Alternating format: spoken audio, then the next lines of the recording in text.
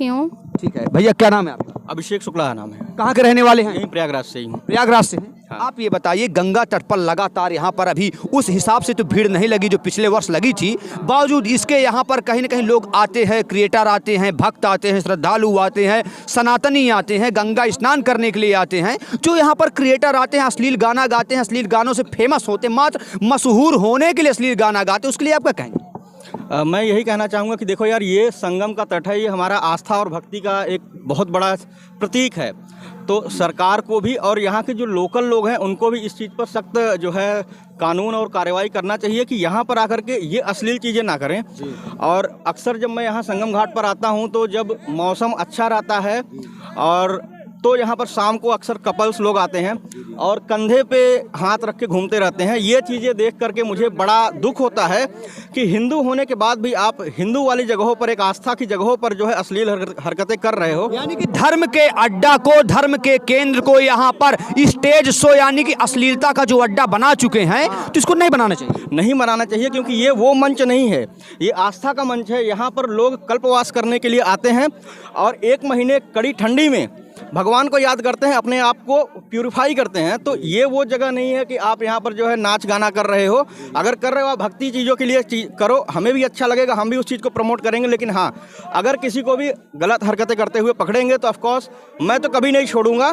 और मैं चाहूँगा कि जितने लोग यहाँ पर खड़े हैं इन सब चीज़ों को कभी प्रमोट ना करें। और अगर कहीं अश्लील हरकतें होते हुए देख रहे हैं, कपल्स यहाँ पर कंधे पे हाथ रख के घूम रहे हैं, तो ऑफकोर्स उनको अवॉइड करो, उनको मना करो भाई कि ये जगह उस चीज़ के लिए नहीं बनी है। प्रिय मित्रों, जब एक सनातनी इस प्रकार की भाषा बोलता है तब वास्तव में केवल मीडिया कर्मचारियों को नहीं बल्कि संपूर्ण भारत भूमि को ऐसे सनातनियों के ऊपर गर्व होता है।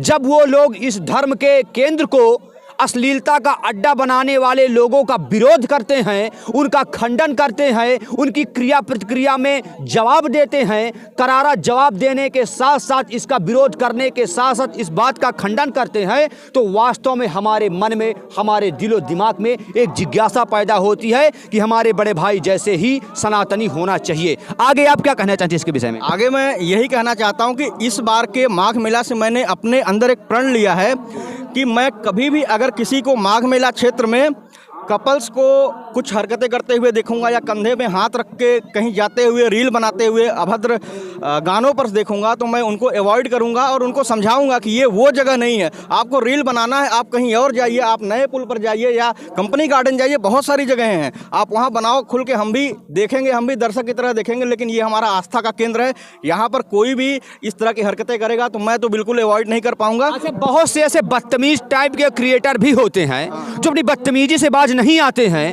तो उनके लिए क्या वो जी आपके कहने पर बात नहीं मानते हैं तो आप प्रशासनिक अधिकारियों का सहारा लेंगे? मैं अभी परसों की बात बताऊं, कुछ क्रिएटर जो है कुछ बाबा लोग को पकड़े थे, मैं भी था उनके साथ में।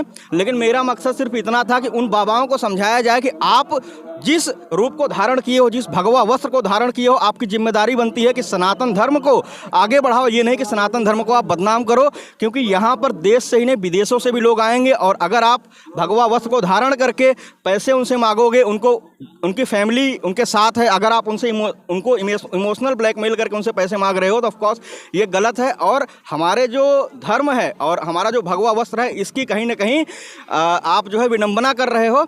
तो मैं क्रिएटरों से भी यही कहना चाहूँगा कि भाई वीडियो बना रहे हो, अच्छी बात है, आप जानकारी शेयर करो, लोगों को अवेयर करो, लेकिन किसी के साथ गलत मत करो, किसी बाबा के साथ मार पिटाई मत करो। अगर तुम्हें लग रहा है कि वो गलत कर रहे हैं तो उनको पकड़ो, आप प्रशासन को दे दो, प्रशासन खुद ही कार्रवाई करेगा। भैया ने कहा कि देखिए, इमोशनल जो ब्लैकमेल करते हैं, इमोशनल पैसा मांगते हैं, इमोशनल धर्म को धंधा बना करके जो काम करते हैं, भैया की इस बात की गुजारिश है कि ऐसा काम बंद कर दे जिस काम से हमारे सनातन धर्म के ऊपर एक काला धब्बा लगता है। और एक ऐसा काला धब्बा लगता है जब विदेशों से यहाँ पर श्रद्धालु आते हैं तो अपने देशों में जा करके हमारा सनातन धर्म का जो मजाक उड़ाते हैं।